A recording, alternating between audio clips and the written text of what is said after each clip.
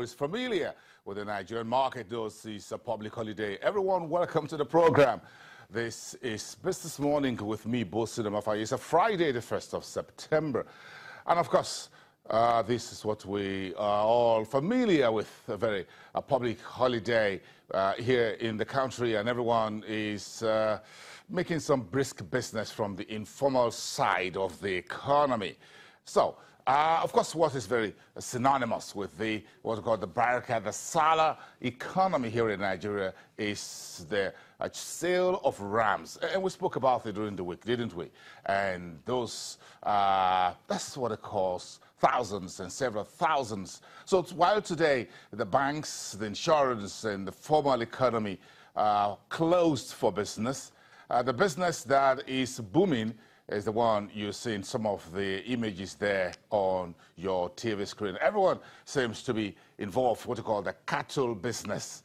And that's one very interesting story we're going to talk about on the program a little bit. We'll get a side of how many holidays do we really have in Nigeria and how much do we really lose from the formal economy when we go on these both civil and religious holidays. And of course, what is the view from the business community in terms of our labor productivity? But of course, while the big businesses are closed and the factories are closed, we have that market still booming. And of course, the next, so it is transportation, leisure, and entertainment.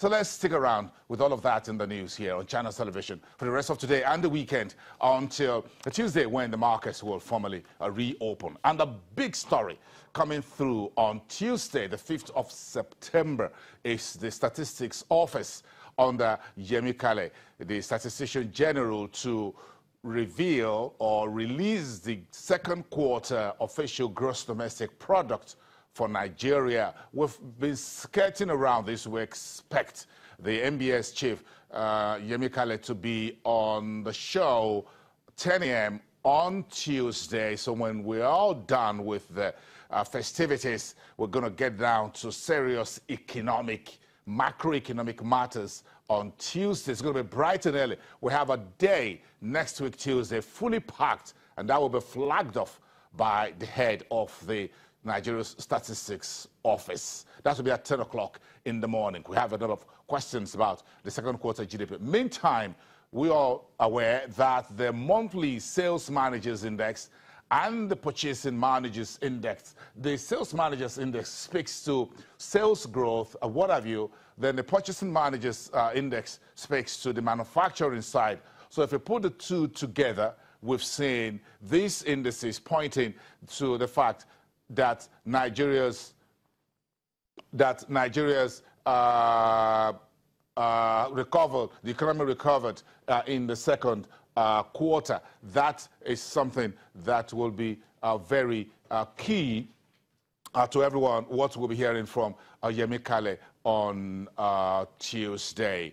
Meantime, we are going to have a steady trimming of headline and core inflation supporting soft landing in the second quarter. Of course, that's of what we're talking about. We have this inflation, which will also be the report that we'll be getting when we get into the new month. And of course, all this supporting the fact that the economy soft land in the second quarter of 2017.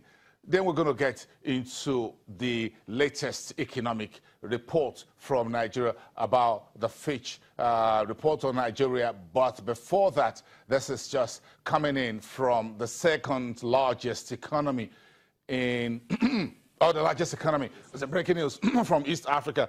The Kenya's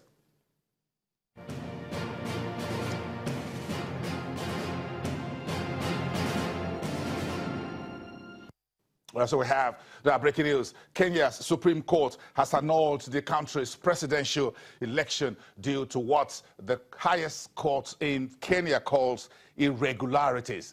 The court has ordered a new poll to be conducted on November the 1st. The opposition candidate in the last election in July, Raila Odinga, had rejected the outcome of the election in which the incumbent President Uhuru Kenyatta emerged a winner. Now, this is a landmark court case that will have very serious political, economic, and social ramifications for the largest economy in East Africa. This is the first time that an incumbent election has been recalled in Kenya, and under the second term of the incumbent President Uhuru Kenyatta. Now the Supreme Court says another election, presidential election to be precise, would have to be held on the 1st of November. That will be 60 days from now. This is what is just coming into our newsroom. And we'll unpack all of these ramifications for you in our regular programming today, tomorrow, and through to next week. What will be the reactions on both the side of the ruling government, the Uhuru Kenyatta's administration, and of course